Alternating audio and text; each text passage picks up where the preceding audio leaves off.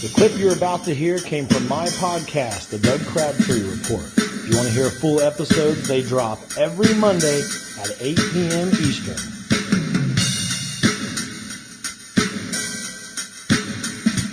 I want you to do a math problem with me concerning the value of my property and what I will pay, which happen to be two different things. Here's the short version of what we're about to do. If you take your monthly mortgage payment, multiply it by how many months you're paying, you will see a total far greater than the actual original appraised value of your property.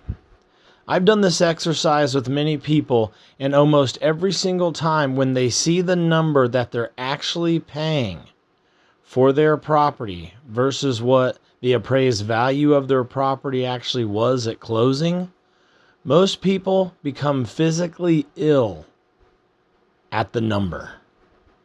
I want to do that math problem with you right here, right now, with my own piece of property that I bought and used the bank to front me the money. We're going to talk about the actual numbers, and it's super easy if you want to grab a pen and paper and follow along. I would go ahead at first and follow along with my figures. Then I would stop and do it again with your own figures, your own value and your own monthly payment. Then you'll see it for yourself. If you do it with mine first, then it kind of gives you that math problem. It'll become memory if you do it once. Then you can run through that same math problem with your own value of your own home. Don't ask me about renting an apartment or renting a house. That's a whole nother psychopathic math system. That's a whole nother psychology. But let's go there real quick. When you pay rent, you spend time to earn money, time that you will never get back. Then you pay rent, money that you'll never get back. Now, money is renewable. So if you breathe another breath, you can go out and make more money. That's true. Boo-boo. But time is not renewable. So therefore, it's important to spend your money wisely. Acquire assets instead of a bunch of liabilities.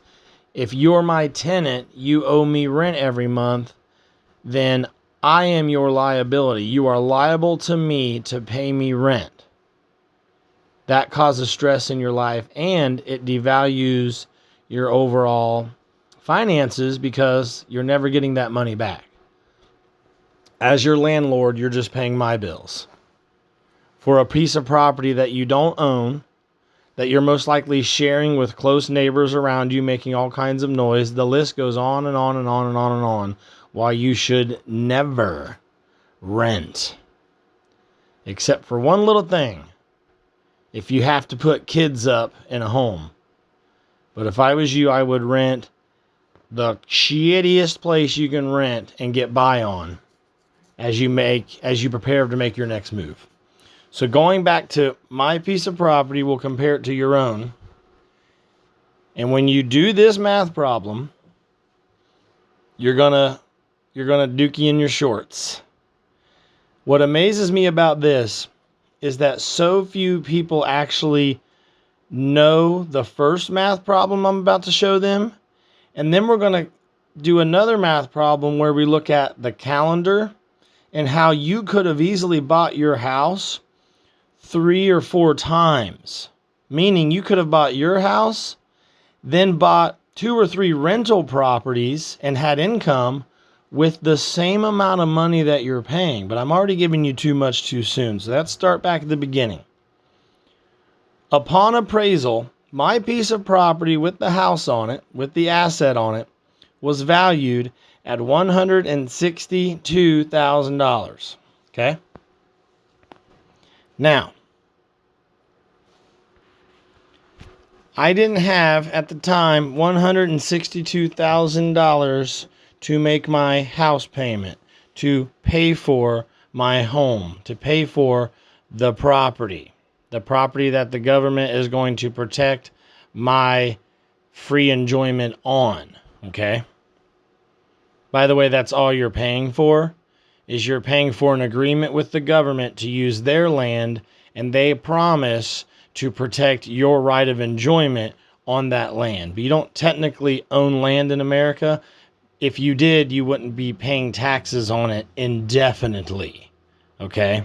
You pay tax on American soil for the ability to stay on it with minimal harassment. But go ahead while you're at it and enjoy all the building codes, city ordinances, county regulations, and the worst case of all is if you have an HOA to enjoy, the Homeowners Association. If you're buying a piece of property that's attached with a Homeowners Association, run, and run some more. Like I said, I didn't have the money, the $162,000 to pay for my property that I wanted. So I applied for financing with a mortgage company, right? Shock, right? 99.99999% of Americans do what I did and what you did too. They have the bank front them the money. Then you spend 30 to 40 years, mostly 30. You don't make a house payment for 30 years. The bank made your house payment one time when they bought your home on your behalf. They fronted you the money with their money. Every month when you make that payment, you're making a bank payment. You're making a payment to the bank for their services. Some of that money goes toward the principal balance, but most of that money goes to the bank, and we'll look at this in a minute. And that's not the shocking part. Trust me, just wait. Just relax, okay? The shocking part's coming up in 2 steps. The first shocking part, and then the just downright sad part comes up after, okay? The bank told me that I can move in, acquire this land, if I pay them $1,200 a month, $1,200 each month for 30 years. 30 years with a monthly payment would be 360 payments. 360 months will arrive you at 30 years. Okay? Got that? Now, what is 360 payments multiplied by the dollar amount of each payment? My monthly payment was $1,200, $1,200 every month. $1,200 for 360 months equals $432,000. Let that sink in for a minute. And this is the educational portion of the segment. When you go back and do it again with your own numbers, that's when you're going to need a barf bag. Okay? Because it's going to hit you like a ton of dicks right in the face. 360 payments multiplied by $1,200 means I would have paid $432,000. Now here's the problem with that. The land was valued upon appraisal and sold for $162,000. Okay? Well, I'm not a mathematician or anything, but what the property cost, different from what you actually pay in this case, is a difference of $270,000. That's right. My property cost $162,000. I pay $162,000 plus $270,000 for the legal right to occupy the land and call it my own and put my name on the mailbox. How does this work? How does this happen? Most of that money goes to the bank when you make your monthly bank payment, when you pay back your installment loan with their astronomical interest fees over time. It's easy to do when you're told that you have a 5% fee. The number 5 is very minimal. You can count to 5 very quickly if you're able to do so. If you're normal, you can count to 5 very quickly. So 5% interest doesn't seem like much, but there's the facts. In my case, I think mine is 5 point something or other, not 6 even, at the time of closing.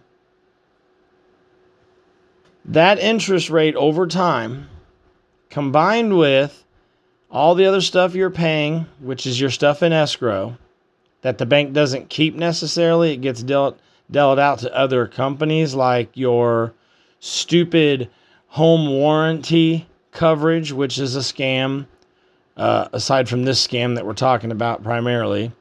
Homeowners insurance, another scam. And the list goes on and on and on. Taxes, which is not a scam, it's actual just straight theft. That covers that as well. In most cases, you can choose to pay your own escrow items and not have anything in escrow and just pay that separate. You can make a separate payment towards your property taxes and blah, blah, blah, blah, blah, blah. But they want to combine that all for you in a nice, easy little cushiony package. So hopefully you never raise your hand and say, when all that's done and the principal balance is paid over the course of 30 years, how much does the bank profit? That's a separate little additional math problem, which I haven't done out prior to recording.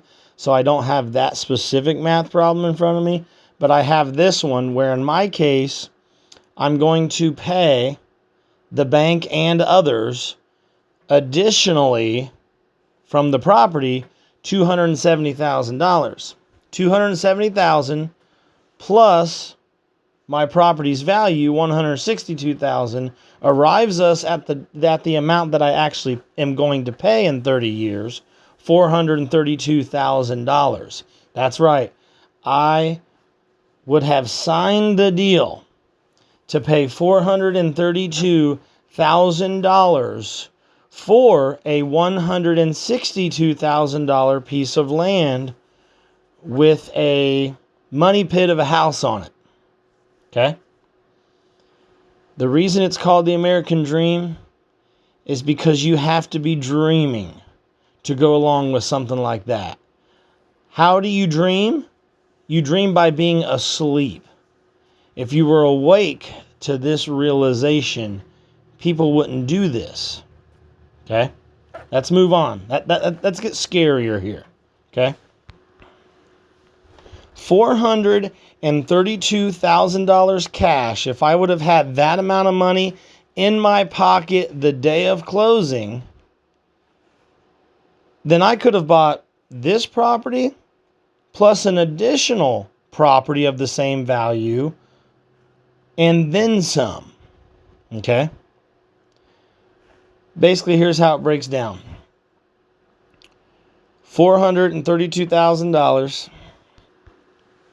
divided by my number of payments, 360, gives me my monthly payment, $1,200. Okay? $1,200 means that I'm paying $14,400 every year. That means I'm paying $144,000 every 10 years. And then lastly, you did the math, $432,000 every 30 years, which most mortgage loans are 30-year loans. And the reason I'm going through those steps is because I want you to know those steps to do your own math after I'm done talking. It's a thing where you have to go back. It's a thing where you have to go back and do it again. Because you need to absorb the concept first, then plug in your own numbers second. Then email me where you fucked up and we'll do it together. Okay? DougaloNation@gmail.com. You with me? Over the course of the 30-year loan, I'm paying the value of my house, the value of the property, $162,000 every 135 months. So do the math. In my case, every 11 years plus 3 months, 135 months, I can afford this piece of property. So if I was to put in my pocket $1,200 every month for 11 and a half years, I could just buy this property straight up and left the bank out of it. Instantly saving $270,000. Got me? So what do you do with the extra $270,000? You go on and buy another house, perhaps a rental, maybe a business, something like that. Well, the big appeal for doing this kind of nonsense is the fact that you don't have $162,000 in your pocket the day you go house hunting. So you call the bank and you say, this is what I make. This is my credit score that some third party decided what my economic viability is. Then you say, based on those figures, what will I have to pay each month to have my $162,000 piece of property? And they're going to say, well, guess what? You're in luck, which is a lie. You're actually in doom. You're in luck because for only $1,200 a month, you can move in tomorrow. And then you say, well, wow, $1,200 a month compared to $162,000? That sounds awesome. Let's do it. You do know that you're paying that every month for 30 years, right? Okay, here's what they don't tell you. In my case, you'll end up paying $432,000 for a $162,000 parcel of land at the rate of $1,200 a month. You're going to buy one house at 11 years, 3 months. You're going to buy 2 properties at 22 years and 6 months. And you're going to buy 2 6/10 of that same property at the end of 30 years. That's right. You pay, in my case, for me, the numbers might be more or less for you. Hopefully less, so it's not as painful. The bank is essentially making their profit double. You know what I mean? The bank bought your property. You bought 2 or 3 of those properties, and the bank kept the money, but you only got 1 property because you signed the deal. That's what happened. So, why do you do it? Because you don't have the $162,000 on you when you go house hunting. But let's say you have 20, 30 grand on you. What's the alternative? Great question. The alternative is not to rent, because you're not getting that money back. I can sell my home and get some of the principal value back. That's what the previous owners did. Whatever was going on with the bank has nothing to do with me. Whatever was going on with them and their mortgage company had nothing to do with me. They got from my mortgage company $162,000 to do with whatever they please, to tie off their obligations to their mortgage company, etc., etc. Does that make sense? So let's say you have 10 grand in your pocket. You want to live somewhere. If you have kids, it changes the game. But if you have kids and can figure out how to do something kind of like a single person would, where you can work something out, you have to work something out. I highly suggest, if you can, live with your damn parents and make your parents raise you in your early adult years. They had you. You are their responsibility. Don't run fresh out the door for a little idea of privacy and make the mistake of paying rent month after month after month, or signing up for a mortgage where you are going to pay almost 3 properties for the price of the one, or the other way around. For the price of 3, you're getting 1, is what I'm trying to tell you. Okay? Don't do that if you can, because the alternative is to wait and save. In my case, wait and automatically save $270,000. What would you do with $270,000? Let me ask you this. Do you want a candy bar today for $3? Or do you want a candy bar tomorrow for $1? Think about it. Because it's going to take you 3 days to pay off the candy bar if I give it to you right now. You're going to pay 3 times the amount. But if it takes you 3 days to pay, that's fine. We can work out a system where I'll give you the candy bar now. You give me $1 now, $1 tomorrow, and $1 on day 3. You're going to pay $3 for 1. Or you can just wait until you have that first dollar and buy it without financing, wait a day, and get it for $1. Well, what can you do with the extra $2? You can buy 2 more, just not all today. You have to wait until tomorrow and the next day. Do you want 3 in 3 days, or do you want 1 for the price of 3 today? Do you want 1 for 3 now, or 3 for 3 for the next 3 days? It's so simple, it's almost fucking genius. You feel me? So punch in your own numbers. Remember, when you make your mortgage payment, you are not making a house payment. Your house payment was already made by your mortgage company. That's why they have a lien on your property. They own your shit. I don't care how you slice it up. I don't care how you butter the bread. The facts are proof of what's really happening. The lien on your property by the mortgage company means you're fucked paying 3 times the price. So in the case of I can't pay the full $162,000 in my case, but I can pay the $1,200 every month if I pray that my job doesn't dry up, if I pray that Corona doesn't happen, if I pray that I don't get laid off, if I work 2 jobs to keep the house plus a vehicle just to keep up with the fucking Joneses who don't even realize you live next door to them anyways.